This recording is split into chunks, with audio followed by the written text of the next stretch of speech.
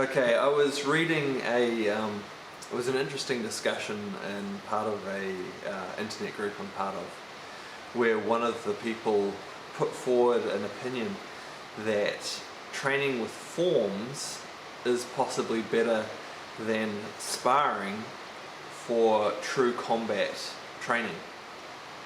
And I thought that was a really interesting perspective, and it got me thinking about why he might think that, and what some of the true value of doing forms is. And you know, there are some clear reasons why form training is actually really useful for preparing for real combat.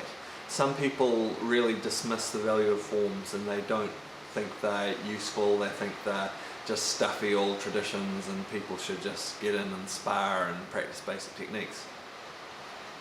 But there are a few really key strong advantages and benefits from doing forms. Some of the ones that I thought of were, there are some obvious ones which are to do with developing muscle memory, developing body structure and position, developing fluidity of movement, transitioning through movements, developing focus, all these things that are well known to come from good form training. But then one of the other things that I thought really, you know, because you can get those from lots of different things, forms is one way to get them.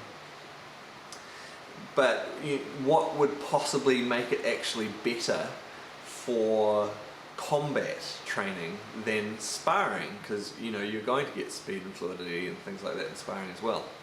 And one of the big things that I thought could in someone's mind make it better is a key difference between sparring and forms. And that is, in sparring, you're generally trying, even if it's full contact sparring, to not seriously harm your partner. That's why it's called sparring instead of just called a fight or a battle or a duel. There's an understanding that you're not trying to hurt each other. Even if you're hitting each other hard, you're not going to do movements that are going to cause serious damage and injure or kill someone.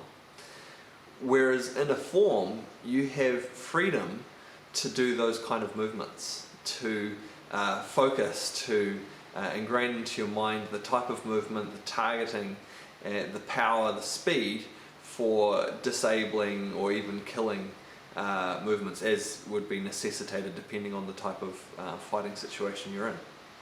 And so I thought, you know what, that is actually something that you don't get from sparring, that you can get from forms, is to practice with that intensity and intention of possibly disabling, seriously harming, or even killing an opponent.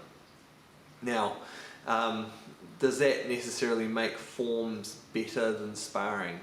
I don't really think personally that it's a case of one being better than the other.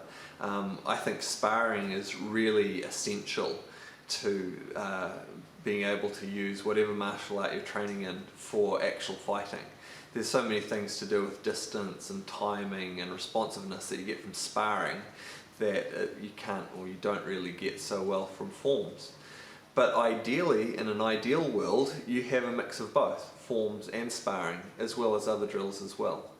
And so I thought it was a really insightful comment by this person on the group, and made me think a little bit more about forms and what some of the advantages and really significant value you can get from good form training.